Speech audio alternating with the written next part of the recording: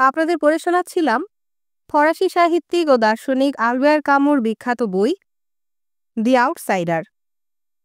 উপন্যাসীরা চতুর্থ পর্ব। নিজের সম্বন্ধে কথা শোনার মধ্যে একটা আকর্ষণ আছে, তা সে আসামির কাঠগড়ায়ও হতে পারে।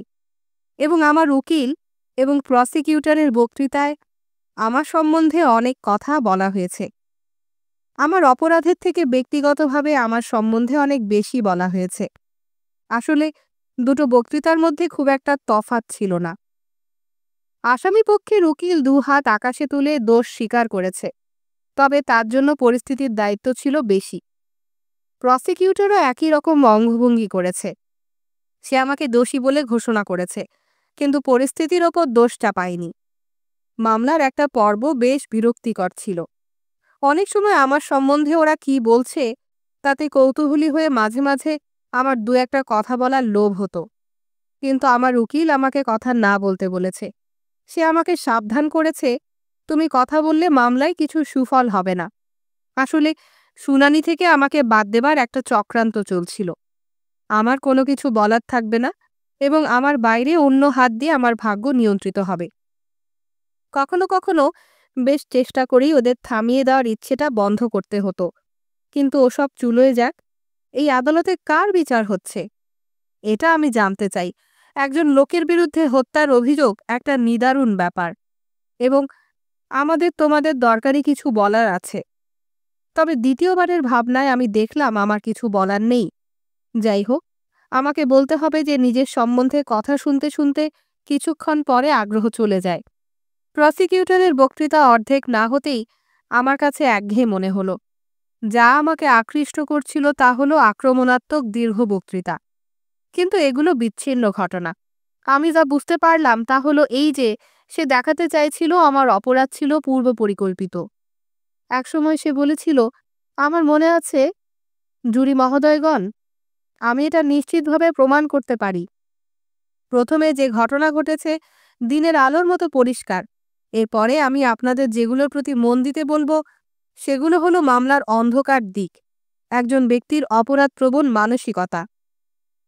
সে সমস্ত ঘটনাগুলোকে আবার সংক্ষিপ্তভাবে তুলে ধরতে আরম্ভ করল। আমার মায়ের মৃত্যুর পর থেকে আমি যা যা করেছি। সে আমার হৃদয়হীনতার ওপর জোর দিল। আমি যে মায়ের বয়সটা বলতে পারলাম না, সাঁতার কাটার জায়গায় যাওয়া, যেখানে মারির সঙ্গে আমার দেখা, আমাদের বিকেলের ছবিতে যাওয়া, সেখানে ফার্নান্দেজের ছবি দেখানো হচ্ছিল, এবং শেষে মারির সঙ্গে আমার ঘরে ফেরা ইত্যাদি। আমি প্রথমে তার মন্তব্যগুলো ঠিক ধরতে পারছিলাম না। যখন সে আসামির রক্ষিতার কথা বলছিল, কিন্তু আমার কাছে ও ছিল শুধু মারি। তারপর সে রেমোদের ঘটনায় এলো। আমার মনে হলো সে যেভাবে ঘটনাগুলোকে উল্লেখ করছিল তাতে একটা চমক ছিল। সে যা বলছিল তা সম্ভাব্য বা যুক্তিগ্রাহ্য মনে হতে পারে। আমি তার সঙ্গে যোগসাজশে চিঠিটা লিখেছি, যাতে তার রক্ষিতাকে ভুলিয়ে তার ঘরে আনা যায় এবং যাতে তার প্রতি খারাপ আচরণ করতে পারা যায়, আর যেটা করতে পারে রেমোদের মতো একটা কুখ্যাত লোক। তারপরে সমুদ্র তীরে রেমোদের শত্রুদের সঙ্গে একটা ঝগড়া বাঁধিয়েছি, যার ফলে সে আহত হয়। আমি তার রিভলভারটা চেয়েছি এবং আবার সেখানে গেছি। আমার উদ্দেশ্য ছিল ওটা ব্যবহার করা। তারপর আরব লোকটিকে আমি খুন করেছি। প্রথম গুলির পর আমি অপেক্ষা করি। তারপর কাজটা ঠিক হয়েছে কিনা নিশ্চিত হবার জন্য আমি ইচ্ছে করে 4টে গুলি চালিয়েছি সোজা লক্ষ্য করে এবং ঠান্ডা মাথায়। এইটাই আমার মামলা, সে বলল। আমি আপনাদের সামনে ঘটনাগুলো বর্ণনা করেছি যা এই লোকটাকে মৃত ব্যক্তিকে খুন করার পর্যায়ে নিয়ে যায়, এবং সে পরিষ্কার জানত সে কী করতে যাচ্ছে। আমি এই বিষয়টার উপর জোর দিয়েছি, আমরা এখানে এমন কোনো হত্যা পাচ্ছি না যা হঠাৎ আবেগের দ্বারা তাড়িত হয়ে করা হয়েছে। হয়তো তাতে ঘটনাটাকে নরমভাবে দেখা যেত। আমি আর আপনাদের মনে রাখতে বলি, মাননীয় জুরিগণ, আসামি একজন শিক্ষিত ব্যক্তি। আপনারা লক্ষ্য করেছেন সে কিভাবে প্রশ্নগুলির উত্তর দিয়েছে। সে বুদ্ধিমান এবং কথার মূল্য বোঝে। আমি আবার বলতে চাই, সে যখন অপরাধটা করেছে তখন এরকম মনে করা অসম্ভব যে সে যা করেছিল তা সে জানত না। আমি লক্ষ্য করলাম সে আমার বুদ্ধির ওপর জোর দিয়েছে। আমাকে এটা বিভ্রান্ত করল যে একজন সাধারণ ব্যক্তির ক্ষেত্রে তার অপরাধের একটা বড় প্রমাণ হিসাবে দাখিল করা যায়। এটা ভাবতে গিয়ে আমি সে পরে কি বলল তা ধরতে পারলাম না। পরে শুনলাম সে রেগে বলছে। সে কি কখনো তার সাংঘাতিক অপরাধের জন্য একবারও দুঃখ প্রকাশ করেছে? জুরি মহোদয়গণ, একটি কথাও না। না, শুনানি চলার সময় একবারও এই লোকটি অনুতাপ প্রকাশ করেনি। কাঠগড়ার দিকে ফিরে আমার দিকে অঙ্গুলি নির্দেশ করে সে একইভাবে বলে চলল। আমি ঠিক বুঝতে পারছিলাম সে একই বিষয় কেন বারে বারে উল্লেখ করছিল। অবশ্য আমাকে মানতে হবে সে ঠিকই বলছিল। আমি যা করেছি তার জন্য বিশেষ দুঃখ অনুভব করিনি। তবু আমার মনে হচ্ছিল সে বাড়াবাড়ি করছে, এবং আমি চাইছিলাম আমাকে একটা সুযোগ দেয়া হোক, যাতে আমি বন্ধুভাবে তাকে ব্যাখ্যা করে বলতে পারতাম যে আমি জীবনে কখনো কোনো কিছুর জন্য দুঃখ অনুভব করিনি। আমি সবসময় বর্তমান মুহূর্তেই নিমগ্ন থাকি, অথবা অদূর ভবিষ্যতের কথা ভাবি, যা আবার ভাবা যায়। এটা ঠিক যে আমি যে অবস্থায় পড়তে বাধ্য হয়েছি তাতে আমার পক্ষে কারো সঙ্গে ওভাবে কথা বলা সম্ভব ছিল না। আমার বন্ধুভাব দেখাবার কোনো অধিকার ছিল না, কিংবা আমার যে সৎ উদ্দেশ্য থাকতে পারে এটাও যেন ভাবা যায় না। আমি এরপরে কি আসছিল তা বুঝতে চেষ্টা করছিলাম। এখন প্রসিকিউটর আমার আত্মা সম্বন্ধে বিবেচনা করছিলেন। তিনি বললেন তিনি ভালোভাবে এটা অধ্যয়ন করেছেন এবং সেখানে একটা ফাঁকা কিছু দেখতে পেয়েছেন। জুরি মহোদয়গণ, আক্ষরিক অর্থে শূন্যতা বলা যায়। আসলে আমার আত্মা বলে কিছু নেই, আমার মধ্যে মানবিক কিছু নেই। সাধারণ মানুষের যে নৈতিক গুণ থাকে তার কোনো স্থান আমার মনের মধ্যে নেই। এ বিষয়ে কোনো সন্দেহ নেই যে এ ব্যাপারে আমরা তাকে দোষ দেব। কারো শক্তিতে যদি কোনো কিছু অর্জন করবার ক্ষমতা না থাকে তাহলে তার জন্য আমরা তাকে দোষ দিই না। কিন্তু যে আদালতে অপরাধের বিচার হয় সেখানে সম্পূর্ণ নিষ্ক্রিয় সহনীয়তা নিশ্চয়ই আরও কঠোর উচ্চ আদর্শকে, যথা ন্যায় বিচারকে মহান করে দেবে। বিশেষ করে যখন প্রত্যেকটি উন্নত সহজাত প্রবৃত্তির অভাব সমাজের সামনে একটি বিভীষিকা, যেমন আমাদের সামনে এই লোকটা। সে ন্যায়ের প্রতি আমার আচরণ আলোচনা করতে শুরু করল। মামলার শুনানির সময় সে যা বলেছে তাই আবার বলল, কিন্তু সে এত বিস্তৃত করে আমার অপরাধের কথা বলল যে আমি আলোচনার সূত্র হারিয়ে ফেলছিলাম। আমি শুধু উত্তরোত্তর ক্রমবর্ধমান উত্তাপ সম্বন্ধে সচেতন হচ্ছিলাম। একটা সময় এলো যখন অভিযোগের ফিরিস্তি থামল এবং একটু বিরতির পর নিচু অথচ সতেজ গলায় সে বলল, ভদ্রমহোদয়গণ, এই আদালত আগামীকাল একটি ঘৃণ্য অপরাধ, পুত্র কর্তৃক পিতার হত্যার বিচার করবে। তার কাছে এ ধরনের অপরাধ ছিল সম্পূর্ণ অকল্পনীয়, কিন্তু সে আশা প্রকাশ করল কোনো রকম বিচলিত না হয়ে ন্যায় বিচার তার কর্তব্য করবে। কিন্তু তবু সে কথা বলতে সাহস করল যে পিতৃহত্যার অপরাধও আমার অনুভূতিহীনতা যে ঘৃণা উৎপাদন করে তার কাছে ম্লান হয়ে যায়। এই লোকটি যে তার মায়ের মৃত্যুর জন্য নৈতিকভাবে অপরাধী, অন্য যে লোকটি তার পিতাকে হত্যা করেছে, যে পিতা তাকে জন্ম দিয়েছেন, তারই মতো সমাজে কোনো স্থান নেই। এবং যথার্থই একটি অপরাধ আরেকটি অপরাধকে জন্ম দিয়েছে। এই অপরাধীদের প্রথমজন একটা দৃষ্টান্ত স্থাপন করেছে, যদি আমি সেরকম বলতে পারি, এবং দ্বিতীয় অপরাধকে প্রতিষ্ঠা করেছে। হ্যাঁ ভদ্রমহোদয়গণ, আমি এ বিষয়ে নিঃসংশয়। এখানে সে তার গলা তুলল। আপনাদের একথা মনে হবে না যে আমি বাড়িয়ে বলছি যখন আমি বলি সে আগামীকাল যে অপরাধের বিচার হবে তার জন্যও দায়ী, এবং আমি আপনাদের কাছে সেই অনুযায়ী রায়ের জন্য আবেদন করছি। প্রসিকিউটর আবার থামল, তার মুখ থেকে ঘাম মুছল।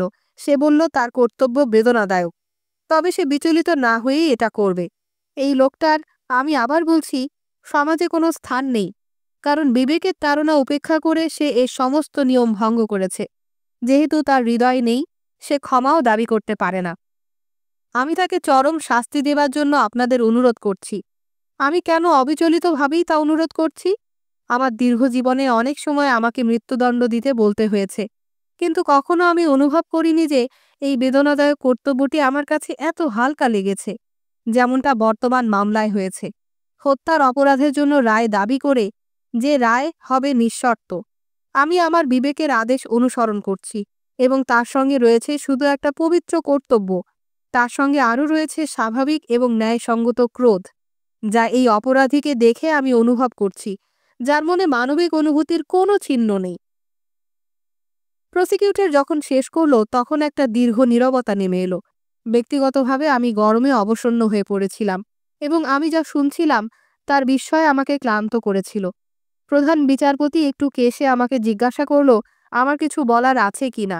আমি উঠলাম এবং যেহেতু বলার একটা প্রবণতা আমার মধ্যে এসেছিল, তাই প্রথম যা আমার মনে এলো তাই বললাম। আমার আরোপটি হত্যার করার কোনো বাসনাই ছিল না।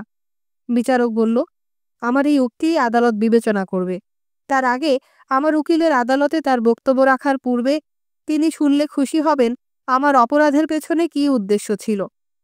এতক্ষণ পর্যন্ত সে স্বীকার করছে আমার পক্ষে সমর্থনের হেতুগুলি সে ঠিক বুঝতে পারেনি। আমি ব্যাখ্যা করতে চেষ্টা করলাম, এটা রোদ্দুরের জন্য ঘটেছিল, কিন্তু আমি খুব তাড়াতাড়ি কথা বলছিলাম এবং একটা কথার সঙ্গে আরেকটা কথা লেগে যাচ্ছিল। আমি শুধু এ সম্বন্ধে সচেতন ছিলাম যে যা বলছিলাম তা অর্থহীন মনে হচ্ছিল এবং আমি শুনতে পাচ্ছিলাম লোকেরা হাসছিল। আমার উকিল কাঁধ ঝাঁকালো। এরপর তাকে আদালতকে সম্বোধন করে কিছু বলতে বলা হয়, কিন্তু সে যা করল তা হলো অনেক দেরি হয়ে গেছে এটা বলা এবং আগামীকাল বিকাল পর্যন্ত আদালত মুলতবি রাখা। পরের দিন যখন আমাকে আনা হলো তখনও ইলেকট্রিক পাখাগুলো ভারী বাতাসকে মন্থন করছিল, আর মাননীয় জুরিরা তাদের শোভন ছোট হাত পাখাগুলো একটা নির্দিষ্ট তালে ঘোরাচ্ছিল। আমার সমর্থনে উকিলের বক্তৃতা অন্তহীন মনে হচ্ছিল। একসময় আমি কান খাড়া করে শুনলাম।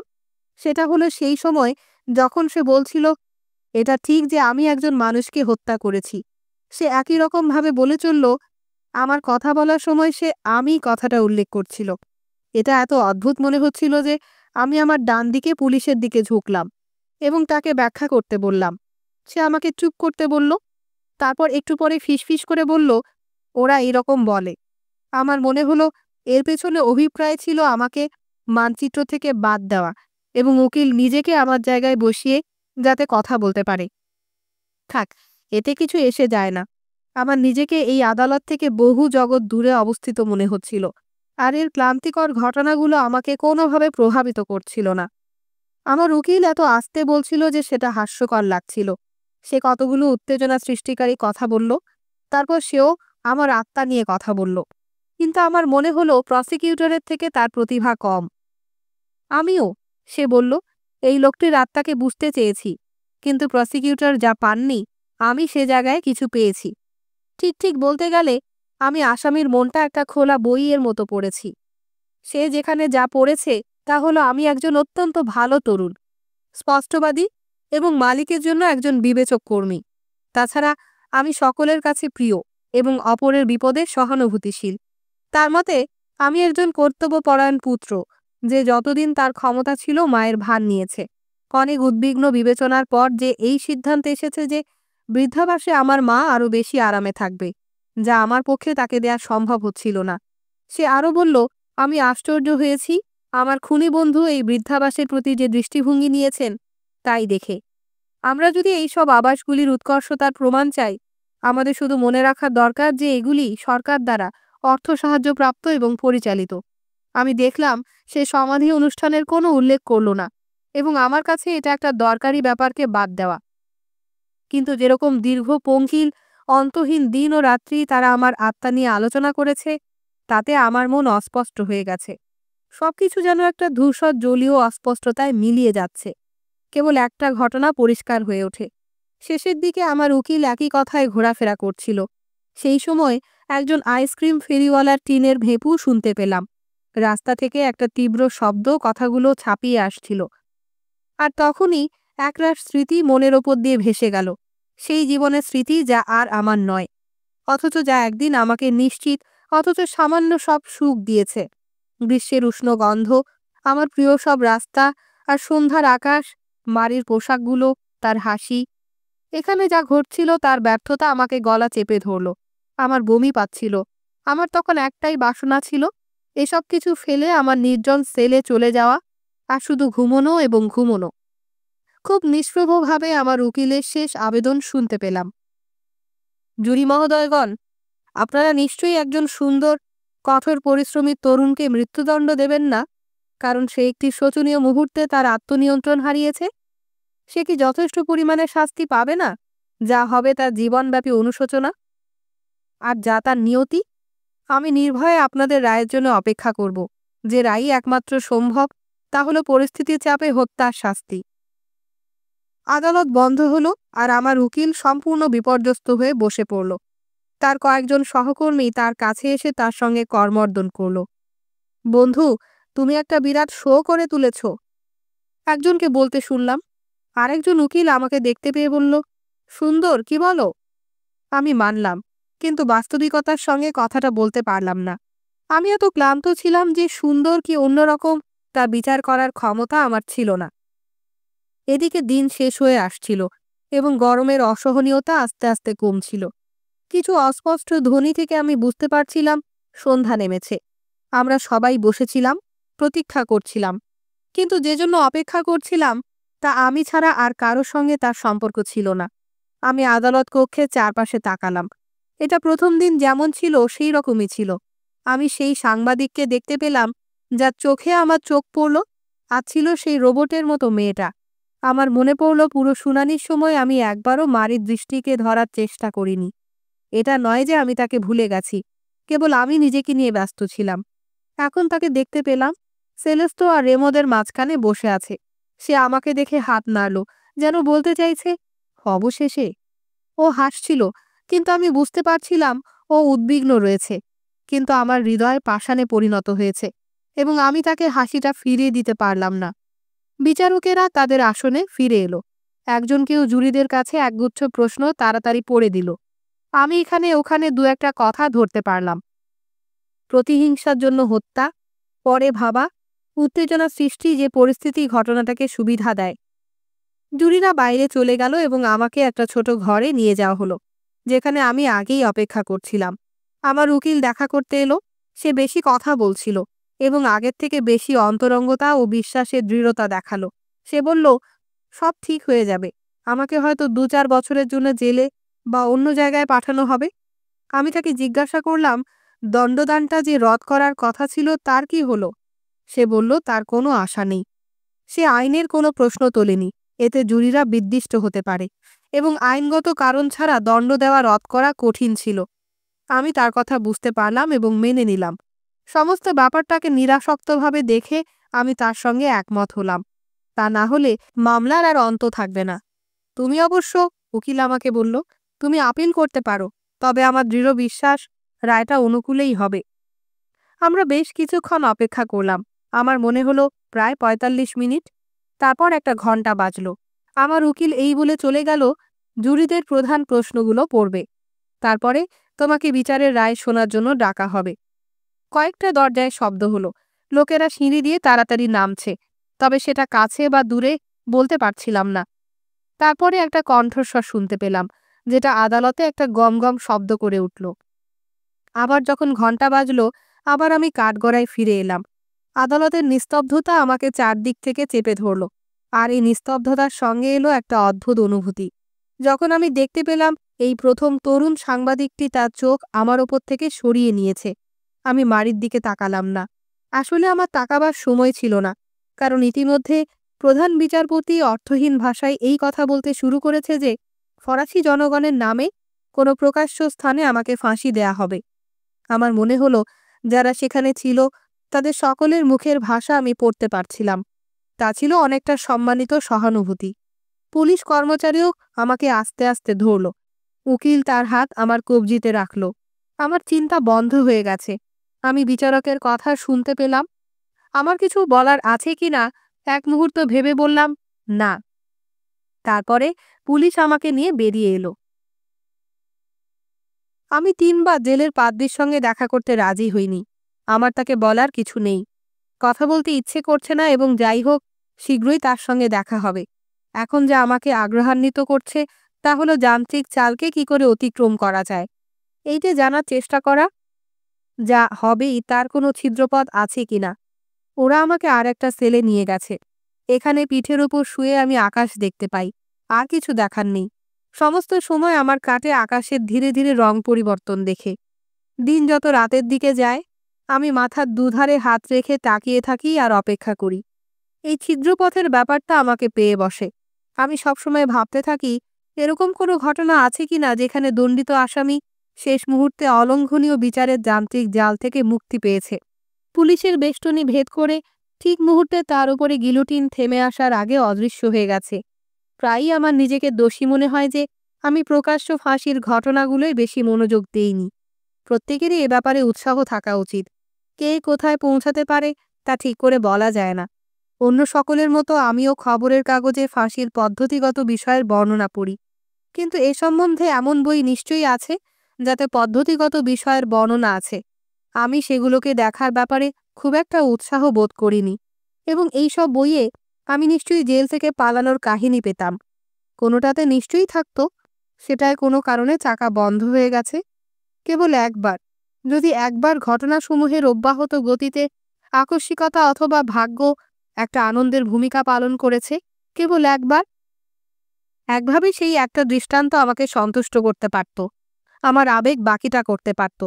কাগজে অনেক সময় সমাজের প্রতি একটা ঋণের কথা বলে, যে ঋণটা যে অপরাধ করছে তার শোধ করতে হবে, কিন্তু এসব কথা কল্পনাকে স্পর্শ করে না। না, আমার পক্ষে যা ভাবা যায় তা হলো একবার ছুটে পালিয়ে যাওয়া এবং রক্তপিপাসু অনুষ্ঠানকে পরাজিত করা, একটা মদ্যপদ দাপিয়ে মুক্তির দিকে ধাওয়া করা, যা আমাকে এক মুহূর্তের জন্য আশা দিতে পারত, যেটা হতো জুয়ারির শেষ দান। স্বাভাবিকভাবে সেই আশা হয়তো এভাবে শেষ হতো: রাস্তার কোণে আমার মুখ থুবড়ে পড়া, অথবা পিঠে বুলেট বিদ্ধ হয়ে ঢলে পড়া। কিন্তু সব দিক বিবেচনা করে দেখা যায় এটাও আমার পক্ষে বিলাস এবং আমার জন্য নিষিদ্ধ। আমি একটা ইঁদুরের ফাঁদে বন্দী, যা থেকে বেরোনো যাবে না। আমি যতই চেষ্টা করি না কেন এই নিষ্ঠুর ব্যবস্থা আমি সহ্য করতে পারছিলাম না। কারণ এটা যদি সত্যি সত্যি ভালো করে ভেবে দেখা যায়, তাহলে দেখা যেত বিচারের ওপর এটা দাঁড়িয়ে আছে, আর যে অপ্রতিরোধ্য ঘটনাস্রোত সেই মুহূর্ত থেকে শুরু হয়েছে যখন বিচারের রায় দেয়া হয়েছে। এই ঘটনাটা, যে রায়টা রাত্রি ৮টায় বা বিকেল ৫টায় পড়া হলো, এটা যে সেই সব লোকেরা দিয়েছে যারা অন্তর্বাসগুলো পাল্টায়, এবং তারা এমন একটা অস্পষ্ট ধারণায় আবদ্ধ ছিল। তা হলো ফরাসি জনগণ। তা বলতে গেলে চীনা বা জার্মান জনগণ নয় কেন? এইসব ব্যাপার আদালতের সিদ্ধান্তের গাম্ভীর্য হরণ করে নিল। অথচ আমি বুঝতে পারলাম যে যে মুহূর্ত থেকে বিচারের রায়টা দেয়া হয়েছে তার ফল বিশ্বাসযোগ্য হয়েছে। উদাহরণ হিসেবে বলা যায়, এই দেয়ালটাকে যেমন অবিশ্বাস করা যায় না, যার পাশে আমার পিঠটা চেপে আমি শুয়ে আছি। যখন এইসব চিন্তা আমার মাথায় আসতো, তখন মা বাবার সম্বন্ধে একটা গল্প বলেছিল, সেটা মনে পড়ে। আমি তাকে কখনো দেখিনি বোধহয়। মা তার সম্বন্ধে যা বলেছিল সেইটুকুই জানি। তার একটা হলো আমার বাবা একটা ফাঁসি দেখতে গেছে। এই চিন্তাটাই তার পাকস্থলীতে একটা ওলটপালট ঘটিয়ে দিল। কিন্তু তবু সে সবটা দেখল এবং বাড়ি ফেরার পথে ভীষণ অসুস্থ হয়ে পড়ল। এতে আমার বাবার আচরণটা আমার কাছে বিরক্তিকর ঠেকেছিল, কিন্তু এখন বুঝতে পারি এটাই স্বাভাবিক। আমি কি করে এ কথাটা ভুলে গেলাম যে সবচেয়ে গুরুত্বপূর্ণ বিষয় হলো ফাঁসিটা? একটা দৃষ্টিকোণ থেকে এইটাই একমাত্র বিষয় যা একজন ব্যক্তির মনে যথার্থ আগ্রহ সৃষ্টি করতে পারে। আমি ঠিক করলাম, আমি যদি জেল থেকে কখনো মুক্তি পাই, আমি প্রত্যেকটা ফাঁসির ঘটনায় উপস্থিত থাকব। এরকম একটা সম্ভাবনার কথা ভাবা নিঃসন্দেহে আমার পক্ষে বোকামি। আমি নিজেকে মুক্ত হিসেবে ছবি এঁকেছি, যে ২ লাইন পুলিশের পেছনে দাঁড়িয়ে আছে বলা যায়, শাড়ির ডান দিকে, শুধু এই চিন্তা একজন দর্শক হিসেবে যে ফাঁসি দেখতে এসেছে এবং বাড়ি ফিরে যেতে পারে, আর তারপর বমি করতে পারে। আমার মনকে এক বুনো অর্থহীন আনন্দে প্লাবিত করে দিল। আমার কল্পনাকে এরকম লাগাম ছেড়ে দেওয়া অত্যন্ত বোকার কাজ। একটু পরে আমার শরীর কাঁপতে লাগলো এবং কম্বলে নিজেকে ভালো করে চাপা দিতে হলো। কিন্তু আমার দাঁতগুলো ধক ধক করে কাঁপতে লাগলো। কিছুতেই সেটা বন্ধ হলো না।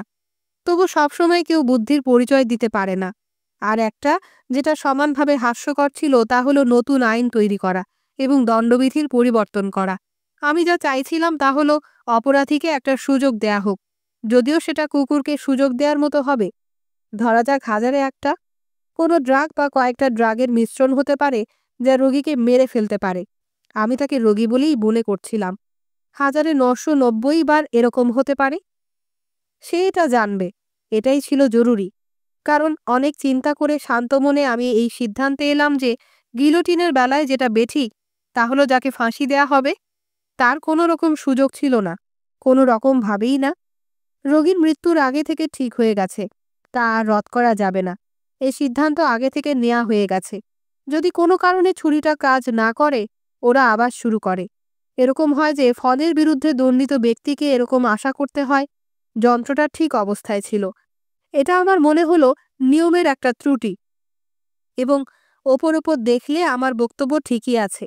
অন্যদিকে এটা নিয়মের কার্যকারিতাকেই প্রমাণ করল।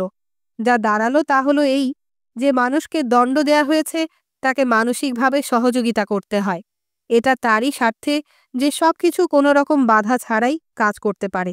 আর একটা বিষয় যা আমার বুঝতে পারার কথা ছিল তা হলো আজ পর্যন্ত আমার কিছু ভুল ধারণা ছিল যে পাটাতনের সিঁড়ি বেয়ে আসামিকে উঠতে হয়, তারপর তাকে গিলোটিন করা হয়। এই ধারণাটা হয়েছিল ১৭৮৯ বিপ্লবের জন্য। আমি বলতে চাইছি যে আমি স্কুলে শিখেছি এবং যেসব ছবি আমি দেখেছি তা থেকেই এটা হয়েছে। তারপর আমার মনে পড়ল একদিন সকালবেলায় খবরের কাগজে একটা ছবি দেখেছি। ছবিটা একটা বিখ্যাত অপরাধীর ফাঁসির খবর ছিল। বাস্তবে যন্ত্রটা মাটিতে দাঁড় করানো ছিল। তার মধ্যে বিশেষ আকর্ষণীয় কিছু ছিল না এবং আমি যা কল্পনা করেছি তার থেকে সরু ছিল। আমার খুব অদ্ভুত লাগলো যে এই ছবিটা এখন স্পষ্ট আমার স্মৃতিতে ধরা পড়েনি। আমাকে তখন যা বিস্মিত করেছিল তা হলো গিলোটিনের চেহারাটা, এর উজ্জ্বল উপরিভাগ এবং শেষ সাজাটা একটা ল্যাবরেটরির যন্ত্রের মতো মনে হচ্ছিল। লোকেরা যা জানে না তার থেকে অনেক বাড়িয়ে বলে। এখন আমাকে স্বীকার করতে হলো যে গিলোটিনে মরা খুবই একটা সরল ঘটনা। আসামি এবং যন্ত্রটা একই সমতলে থাকে এবং লোকটি সেদিকে হেঁটে যায় যেমন কেউ কারো সঙ্গে দেখা করতে যায়। একদিক দিয়ে সেটাও হতাশাজনক। পাটাতনের সিঁড়ি বেয়ে ওঠার মধ্যে নিচের জনতাকে দূরে ফেলে যাওয়া আছে এবং তাতে কল্পনাকে একটা কিছু আঁকড়ে ধরার ব্যাপার আছে। কিন্তু এখন যা হয়েছে তাতে যন্ত্রই সব কিছুর উপর প্রভুত্ব করছে। তার তোমাকে নিখুঁতভাবে হত্যা করে একটু হয়তো লজ্জার আভাস থাকে, কিন্তু খুব নিপুণভাবে সেটা করা হয়। আরও দুটো ব্যাপার ছিল যা আমি সবসময় ভাবছিলাম, প্রভাতবালা এবং আমার আপিল। তবে আমি যথাসাধ্য চেষ্টা করছিলাম যাতে ওগুলো মন থেকে দূরে চলে যায়। আমি শুয়ে পড়লাম, আকাশের দিকে তাকালাম এবং নিজেকে বাধ্য করলাম আকাশের রহস্য পড়তে। আলো যখন সবুজ হয়ে আসতো আমি জানতাম রাত্রি আসছে। আমার চিন্তাকে অন্যদিকে রাখবার জন্য আর যা করতাম তা হলো হৃৎপিণ্ডের ধ্বনি শোনা। আমি ভাবতে পারতাম যে মৃদু ধক ধক শব্দ আমার সঙ্গে এতদিন আমার সঙ্গে রয়েছে, তা কখনো বন্ধ হবে। আমি খুব একটা কল্পনাপ্রবণ ছিলাম না, তবু আমি একটা ছবি ভাববার চেষ্টা করতাম। একটা মুহূর্ত আসবে যখন হৃৎপিণ্ডের ধ্বনি কোনো প্রতিধ্বনি তুলবে না। কিন্তু তা বৃথা। প্রভাতবেলা এবং আমার আপিলের ব্যাপারটা ছিল এরকম একটা বিশ্বাস নিয়ে আমি শেষ করলাম যে স্বাভাবিক পথে যে চিন্তা গতিশীল রয়েছে তাকে সেখান থেকে নড়ানো একটা আজগুবি ব্যাপার। ওরা সবসময় প্রভাতেই অপরাধীর ব্যক্তির জন্য আসে, এটাই আমি জানতাম। তাই আমার সব রাত্রি ছিল সেই প্রভাতের প্রতীক্ষা। আমি কখনো চাইনি আমাকে কেউ হঠাৎ অবাক করে দিক। যখন কিছু ঘটে আমি তার জন্য প্রস্তুত থাকতে চাই। এই জন্যই দিনের বেলা প্রায়ই ঘুমিয়ে নিতাম এবং রাত্রে পাহারায় থাকতাম কখন অন্ধকার গম্বুজ ভেদ করে প্রভাতের আলো ফুটবে। রাতের সবচেয়ে খারাপ সময় হলো সেই অস্পষ্ট সময়টা ওরা সাধারণত আসে। একবার মধ্যরাত্রির পর আমি অপেক্ষা করতে লাগলাম, কান পেতে মন দিয়ে শোনার জন্য। আমার কান আগে কখনো এত শব্দ ধরতে পারিনি, খুব ছোট শব্দ পর্যন্ত। তবু আমি বলবো একদিক দিয়ে আমি ভাগ্যবান ছিলাম। এই সব সময় যখন আমি অপেক্ষা করতাম তখন কোনোদিন পায়ের শব্দ শুনিনি। মা বলতো যত কষ্টেই একজন পড়ুক না কেন কিছু একটা আছে যার জন্য তার ধন্যবাদ দেওয়া উচিত। এবং প্রত্যেক দিন সকালে যখন আকাশ আলো হয়ে উঠত এবং সেই আলো আমার সেল প্লাবিত করে দিত আমি তার কথা মেনে নিতাম।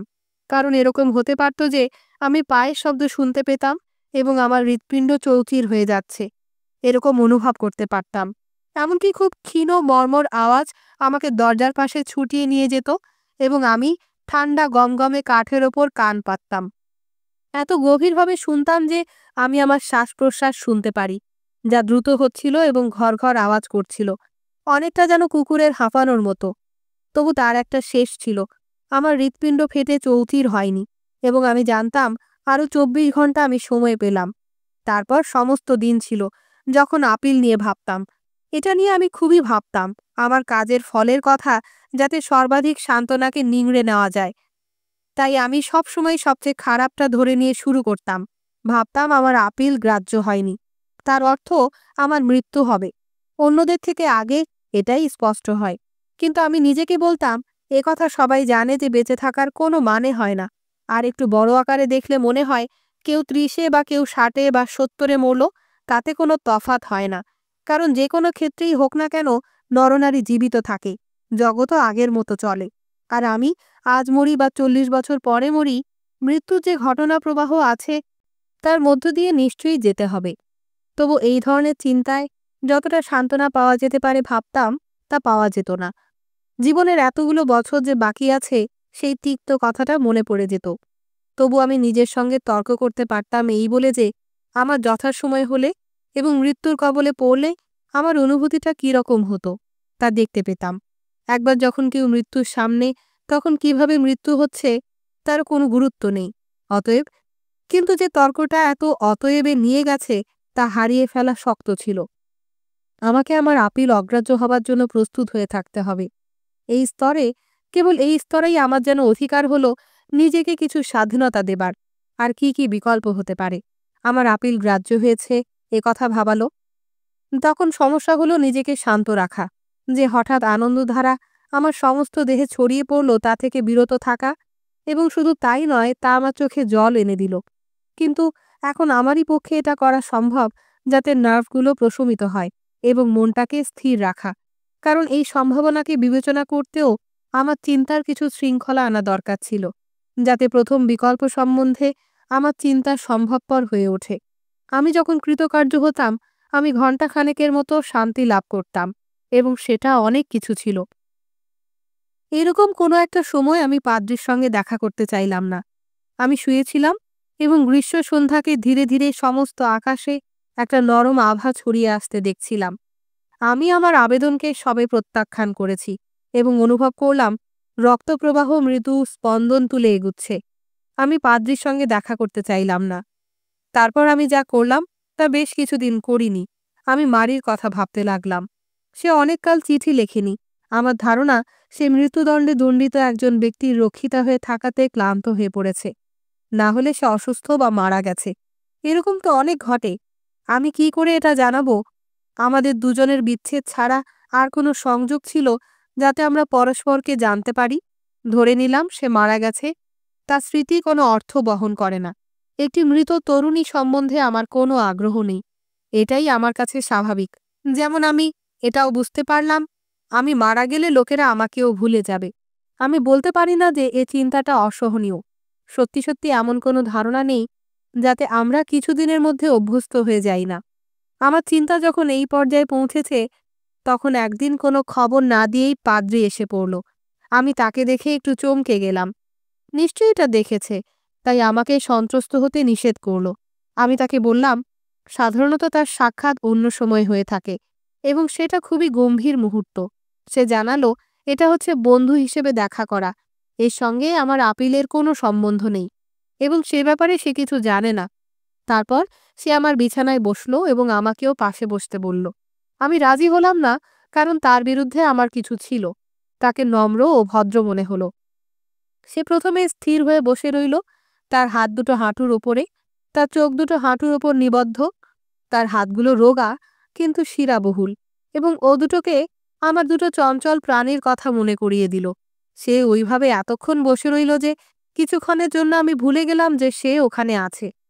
হঠাৎ সে লাফিয়ে উঠল এবং আমার চোখের দিকে তাকালো। সে প্রশ্ন করল, তুমি কেন আমাকে তোমার কাছে আসতে দিতে চাও না? আমি বুঝিয়ে বললাম, আমি ঈশ্বরে বিশ্বাস করি না। তুমি কি এ সম্বন্ধে এতটাই নিশ্চিত? আমি বললাম, ও ব্যাপারে আমার মাথাকে কষ্ট দেবার কোনো অর্থ দেখতে পাই না। আমি বিশ্বাস করি কি করি না, আমার কাছে ব্যাপারটা বড় নয়। এরপর সে দেয়ালে ঠেস দিয়ে বসল, হাত দুটো উড়োর ওপর সোজাসুজি রাখল। অনেকটা আমাকে বলছে, এরকম ভাব না দেখিয়ে মন্তব্য করল, অনেকে মনে করে তারা কোনো বিষয়ে নিশ্চিত, আসলে তারা তা নয়। আমি যখন কিছু বললাম, সে আমার দিকে আবার তাকালো এবং জিজ্ঞাসা করল, তুমি কি এটা মানো না? আমি বললাম, এটা সম্ভব হতে পারে, তবে যদিও আমি কোন বিষয়ে আগ্রহী সে সম্বন্ধে নিশ্চিত না হলেও কোন বিষয়ে আগ্রহী নই সে ব্যাপারে আমি সম্পূর্ণ নিশ্চিত, এবং সে যে প্রশ্ন তুলেছে সে সম্বন্ধে আমি মোটেই আগ্রহী নই। সে আমার দিক থেকে মুখ ফিরিয়ে নিয়েছিল। তার বসার ভঙ্গি যদিও একই রকম ছিল। সে প্রশ্ন করল, আমি যেহেতু একেবারে মরিয়া হয়ে উঠেছি, সেই জন্যই কি আমি ওরকম কথা বলছি? আমি ব্যাখ্যা করে বললাম, এটা হতাশা নয়, তবে ভয়, আর সেটাই যথেষ্ট স্বাভাবিক। সেক্ষেত্রে সে বলতে চাইল, ঈশ্বর তোমাকে সাহায্য করতে পারেন। তোমার অবস্থায় যেসব লোককে আমি দেখেছি তারা সকলেই বিপদের সময় তার কাছে নিজেকে সমর্পণ করেছে। এতে আমি পরিষ্কার বললাম, তারা সেরকম চাইলে তারা তা করতে পারে এবং সে স্বাধীনতা তাদের আছে। আমি চাই না যে আমাকে সাহায্য করা হোক, এবং যা আমাকে আগ্রহী করে না তাতে আগ্রহ জাগিয়ে তুলতে আমার কোনো উৎসাহ নেই। সে তখন বিরক্তিতে হাত নাড়ালো, সোজা হয়ে বসল, তার পাদ্রির পোশাকটাকে সোজা করল। তা করা হয়ে গেলে সে আবার কথা বলতে শুরু করল। আমাকে বন্ধু বলে সম্বোধন করল। আমি যেহেতু মৃত্যুকে মেনে নিয়েছি, সেজন্যই সে আমার সঙ্গে এরকমভাবে কথা বলছে, তা নয়। তার মতে পৃথিবীতে প্রত্যেক মানুষই মৃত্যুতে দণ্ডিত। আমি তখন তাকে বাধা দিলাম, দুটো জিনিস এক নয়, আর তাছাড়া আমার কাছে দুটোর মধ্যে কোনো সম্বন্ধ নেই। সে মাথা নাড়ল। হয়তো, তাহলেও শীঘ্র তোমার মৃত্যু না হলেও একদিন তোমার মৃত্যু হবে। তখন একই প্রশ্ন উঠবে, তুমি সেই ভীষণ অন্তিম মুহূর্তের মুখোমুখি কি করে দাঁড়াবে? আমি উত্তর দিলাম, এখন যেভাবে তার মুখোমুখি হচ্ছি তখনও তাই হব। এতে সে উঠে দাঁড়ালো এবং আমার চোখের দিকে সোজা তাকালো। আমি এই কৌশলটা ভালো করেই জানি। আমি এমানুয়েল এবং সেলেস্টের ওপর এটা প্রয়োগ করে মজা পেতাম, এবং 10 বারের মধ্যে 9 বার তারা অস্বস্তিতে অন্যদিকে তাকাত। আমি দেখতে পেলাম পাদ্রী এ ব্যাপারে একজন পুরনো কুশলী, এবং তার চোখের পলক একবারও পড়ল না। আর যখন সে বলল, তোমার কি কোনো আশা নেই, তার কণ্ঠস্বর ছিল অকম্পিত। তুমি কি মনে করো তুমি যখন মারা যাবে তুমি সব শুদ্ধ মারা যাবে এবং তোমার কিছুই অবশিষ্ট থাকবে না? আমি হ্যাঁ বললাম। সে চোখ নামিয়ে নিল, আবার বসল, শুধু বলল, আমার জন্য সে দুঃখিত। সত্য সত্যিই সে দুঃখ অনুভব করছে। সে বলে উঠল, আমি যেরকম ভাবছি তাতে একজন মানুষের জীবন অসহনীয় হয়ে উঠবে। পাদ্রী আমাকে ক্লান্ত করে দিচ্ছিল। ছোট আকাশ জানলার নিচে দেয়ালে একটা ঘাড়কে বিশ্রাম নিতে দিয়ে আমি অন্যদিকে তাকিয়ে থাকলাম। যদিও সে কি বলছিল তা শোনার জন্য আমি কোনো চেষ্টাই করিনি, তবু আমি বুঝতে পারলাম সে আমাকে প্রশ্ন করছে। একটু পরে তার কণ্ঠস্বর উত্তেজিত হয়ে উঠল, খুব জরুরি হয়ে উঠল, এবং যখন বুঝতে পারলাম সে আমার জন্য যথার্থই দুঃখ পাচ্ছে, তখন আমি তার প্রতি মনোযোগ দিলাম। সে বলল, তার বিশ্বাস যে আমার আপিল গৃহীত হবে, কিন্তু আমি এক বিরাট অপরাধের বোঝা বহন করছি এবং আমাকে তা থেকে মুক্তি পেতে হবে। তার মতে মানুষের ন্যায় বিচার তুচ্ছ কোনো পদার্থ, এবং একমাত্র ঈশ্বরের ন্যায় বিচারই দরকার। আমি তাকে বললাম, প্রথম দলই তাকে দণ্ড দিয়েছে। সে মানল তা সত্যি, কিন্তু তা আমাকে পাপমুক্ত করেনি। আমি তাকে বললাম, আমার কোনো পাপ সম্বন্ধে চেতনা নেই। আমি শুধু এইটুকু জানি আমাকে একটা অপরাধের দোষী সাব্যস্ত করা হয়েছে। যাই হোক, আমি সেই অপরাধের জন্য শাস্তি ভোগ করছি, এবং আমার কাছ থেকে এর বেশি দাবি করার অধিকার কারও নেই।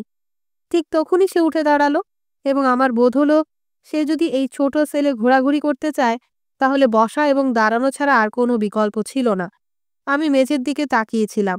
সে আমার দিকে এক পা এগিয়ে এলো, তারপর থামল, যেন সে নিকটে আসতে সাহস করল না। তারপর সে গরাদের ফাঁক দিয়ে আকাশের দিকে তাকালো। হে আমার পুত্র, তুমি ভুল করছো। তোমার কাছে আরো অনেক কিছু চাইবার আছে। হয়তো তোমার কাছ থেকে সেগুলো চাওয়া হবে। তুমি কি বলতে চাইছো? তোমাকে এরকম দেখতে হতে পারে। কি দেখতে হবে? পাদ্রী আস্তে আস্তে আমার সেলের চারপাশে তাকালো, এবং তার কণ্ঠস্বরের বিষণ্ণতা আমাকে চমকে দিল। এই পাথরের দেয়ালগুলো, আমি এটা বেশ ভালো করেই জানি, মানুষের দুঃখে নিমজ্জিত। আমি কখনো শিহরণ অনুভব না করে এগুলোর দিকে তাকাতে পারিনি।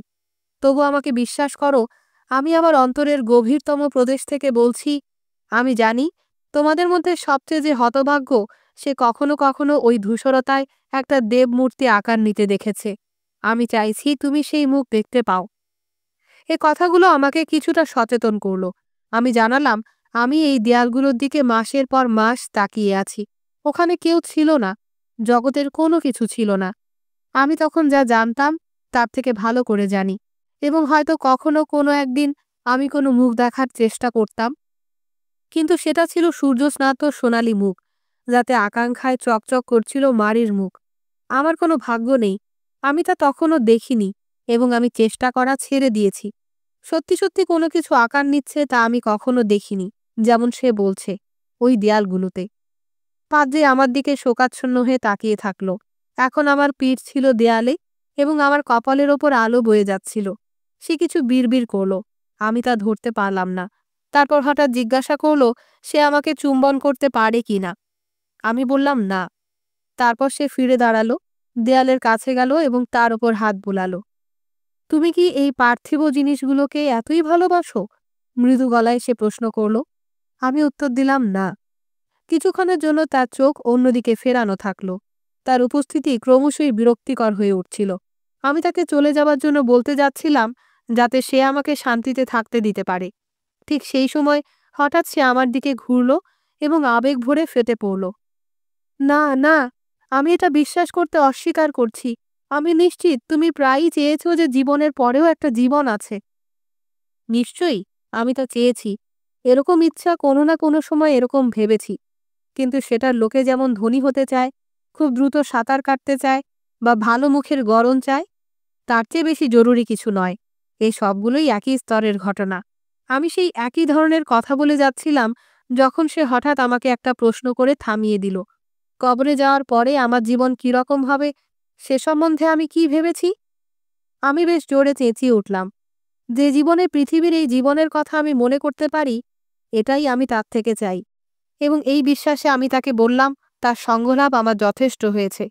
কিন্তু মনে হলো ঈশ্বর বিষয়ে তার আরও কিছু বলার ছিল। আমি তার কাছে গেলাম এবং ব্যাখ্যা করতে একটা শেষ চেষ্টা করলাম যে আমার খুব অল্পই সময় আছে এবং তা ঈশ্বরের ওপরে নষ্ট করতে চাই না। তখন সে বিষয়টা পাল্টাতে চাইল। আমাকে জিজ্ঞাসা করল, আমি একবারও তাকে পিতা বলে সম্বোধন করিনি। সে তো দেখেছে একজন পাদ্রী তার কাছে এসেছে। এতে আমি আরও বিরক্ত হলাম এবং তাকে বললাম, সে আমার পিতা নয়, বরং সে হলো অন্য পক্ষের লোক। না, না পুত্র, সে আমার কাঁধে হাত রেখে বলল, আমি তোমারই পক্ষে, কিন্তু তুমি তা বুঝতে পারছো না, কারণ তোমার হৃদয় কঠিন হয়ে গেছে। কিন্তু আমি তোমার জন্য প্রার্থনা করব। তারপর আমি জানি না এটা কি করে হলো, কিন্তু আমার ভেতরে কিছু একটা ভেঙে গেল, আর আমি যত জোরে সম্ভব চেঁচাতে লাগলাম। আমি তাকে গালিগালাজ করে অপমান করলাম। আমি তাকে বললাম সে যেন তার ওই পচা প্রার্থনা আমার জন্য অপব্যয় না করে। অদৃশ্য হবার চেয়ে পোড়া ভালো। আমি তার পোশাকের ঘাড়ের অংশটা ধরে এক ধরনের খুশি ও ক্রোধে আমার যত চিন্তা মাথায় স্পন্দিত হচ্ছিল তার সব তার ওপর নিক্ষেপ করলাম। ও এত নিশ্চিত ছিল, কিন্তু ওর নিশ্চয়তাগুলোর দাম আমাদের কাছে একটা মেয়ের একগোছা চুলের চেয়েও কম। মৃত ব্যক্তির মতো বেঁচে থেকে সে কখনো নিষ্কৃতি পেতে পারে না যে সে বেঁচে আছে। এরকম হতে পারত যে আমার হাতগুলো ফাঁকা ছিল। আসলে আমি নিজের সম্বন্ধে নিশ্চিত ছিলাম। সবকিছু সম্বন্ধে ওর থেকে বেশি নিশ্চিত ছিলাম। আমার বর্তমান জীবন সম্বন্ধে নিশ্চিত ছিলাম এবং যে মৃত্যু আসছে তার সম্বন্ধেও তাই। এই নিঃসন্দেহে আমার যা কিছু ছিল, কিন্তু নিশ্চিন্তিটা এমন যে আমি তাতে আমার দাঁত বসিয়ে দিতে পারতাম। যেমন তাও আমাকে কামড়ে ধরতে পারত। আমি সঠিক ছিলাম। আমি এখনো সঠিক ছিলাম এবং আমি সবসময়ই সঠিক ছিলাম। আমি আমার জীবন এরকমভাবে কাটিয়েছি এবং আমার পছন্দ হলে অন্যভাবে জীবন কাটাতে পারতাম। আমি এরকমভাবে কাজ করেছি এবং অন্যভাবে করিনি। আমি কখনো করিনি, যেখানে আমি বা করেছি। কিন্তু তার অর্থ কি? তা হলো সমস্ত সময় আমি এই বর্তমানের জন্য প্রতীক্ষা করেছি। এই প্রভাতের জন্য আগামীকালের প্রভাত, কিংবা তার পরের দিনের জন্য যা আমাকে সঠিক প্রমাণ করবে। কোনো কিছুরই ন্যূনতম গুরুত্ব ছিল না, এবং কেন তা আমি জানি। ওই ব্যক্তিও জানত কেন। আমার ভবিষ্যতের অন্ধকার দিগন্ত থেকে একটা মৃদু বাতাস অবিরত আমার দিকে বয়ে আসছে। আমার সমস্ত জীবন ধরে এটা এসেছে, যে বছরগুলো আসবে সেগুলো থেকেও। আর তার পথে এই বাতাস যে সমস্ত ধারণাগুলো লোকে আমার ওপর চাপিয়ে দিতে চেষ্টা করেছে সেগুলোকে সমতল করে দিয়েছে। আর তা ঘটেছে আমার সমানভাবে অবাস্তব সেই বছরগুলোতে, যার মধ্য দিয়ে আমি বেঁচেছি। এগুলো আমার ক্ষেত্রে কি পার্থক্য ঘটাতে পারত? অন্যদের মৃত্যু, অথবা একজন মায়ের ভালোবাসা, অথবা তার ঈশ্বর, অথবা যেভাবে একজন বাঁচবে বলে ঠিক করে, যে ভাগ্য একজন বেছে নেয় বলে মনে করে, কারণ একই ভাগ্য শুধু আমাকে নয়, হাজার হাজার সুবিধাভোগী মানুষকে বেছে নিত। এরা ওর মতো তাদের আমার ভাই বলে সম্বোধন করত। নিশ্চয়ই তাকে এটা দেখতে হবে। যে মানুষ জীবিত সেই সুবিধাভোগী। এক শ্রেণীর মানুষই আছে, সেটা হলো সুবিধাভোগী শ্রেণী। অন্য সকলে একদিন মৃত্যুদণ্ডে দণ্ডিত হবে। ওর সময়ও অন্যদের মতো আসবে। এবং তাতে কি পার্থক্য হবে যদি হত্যার অপরাধে অভিযুক্ত হয়ে তার ফাঁসি হতো? কারণ সে তার মাতার অন্ত্যেষ্টিতে চোখের জল ফেলেনি। কারণ সবকিছুই শেষ পর্যন্ত একই পরিণতিতে আসে। সালামানের স্ত্রী কুকুরের একই পরিণাম। সেই রোবট মেয়েটা প্যারিস থেকে আসা মেয়েটার মতো, যে ম্যাসোকে বিয়ে করেছে, একই রকম দোষী কিংবা মারির মতো যে আমাকে বিয়ে করতে চেয়েছে। কি আসে যায় যদি রেমোদো সেলেস্তোর মতো আমার বন্ধু হয়, যে সেলেস্তো আরও যোগ্যতর ব্যক্তি? কি এসে যাবে যদি মারি এই সময় কোনো নতুন পুরুষ বন্ধুকে চুম্বন করে? যে নিজে দণ্ডিত, সে কি আমি যে অন্ধকার বাতাসের কথা বলেছি, যা আমার ভবিষ্যৎ থেকে বয়ে আসে, তা উপলব্ধি করতে পারে না? আমি এত জোরে চিৎকার করছিলাম যে আমার দম বন্ধ হয়ে আসছিল, এবং সেই সময় ওয়ার্ডেনরা ছুটে এসে আমার হাত থেকে পাদ্রিকে উদ্ধার করতে চেষ্টা করল। একজন আমাকে আঘাত করতে উদ্যত হলো। পাদ্রি তাদের থামালো এবং সে কথা না বলে আমার দিকে তাকিয়ে থাকলো। আমি তার চোখে জল দেখতে পেলাম। তারপর সে ঘুরে দাঁড়ালো এবং সেল থেকে চলে গেল। সে চলে যাবার পর আমি আবার শান্ত হয়ে গেলাম। কিন্তু এই সমস্ত উত্তেজনা আমাকে এত শান্ত করেছিল যে আমার শোবার কাঠের পাটাতনের ওপর শরীর এলিয়ে দিলাম।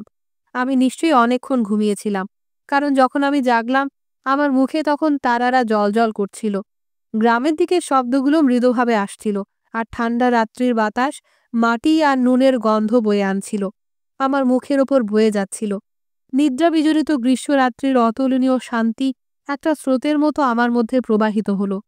তারপর প্রায় ভোর হবার সময় একটা স্টিমারের বাঁশি শুনতে পেলাম।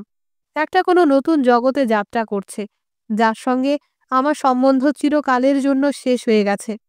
প্রায় শেষবারের মতো অনেকদিন পরে আমি মায়ের কথা ভাবলাম। এবার আমি বোধহয় বুঝতে পারলাম কেন জীবনের শেষ দিকে মা একজন প্রেমিককে গ্রহণ করেছিল, কেন নতুন করে জীবন আরম্ভ করার কথা ভেবেছিল। ওখানেও সেই বৃদ্ধাবাসে জীবন যেখানে নিভু নিভু, সেখানেও সন্ধ্যা বিষণ্ণ সান্ত্বনার মতো আসত। মৃত্যুর এত কাছে এসে মা নিশ্চয়ই এমন কারো মতো ভেবেছিল যে মুক্তির প্রান্তে দাঁড়িয়ে আছে, যে আবার জীবন নতুন করে আরম্ভ করতে চায়। জগতে কারো কারো তার জন্য কাঁদবার অধিকার নেই, এবং আমিও জীবনকে আবার নতুন করে শুরু করার কথা ভাবলাম। মনে হলো যেন ক্রোধের এক উত্তাল বন্যা আমাকে নির্মল করে ধুয়েছে, আমাকে আশাহীন করেছে। আমি অন্ধকার রাত্রির দিকে তাকিয়ে, যে রাত্রি তার সমস্ত সংকেত এবং নক্ষত্রখচিত এই প্রথম, এবং সত্যই প্রথম আমার হৃদয়কে জাগতের নম্র ঔদাসীন্যের কাছে মুক্ত করে দিলাম। আমার নিজের মতো এরকম অনুভব করা, যথার্থ ভ্রাতার মতো উপলব্ধি করা, আমাকে এটাই বোঝালো যে আমি সুখী ছিলাম এবং এখনো সুখী রয়েছি।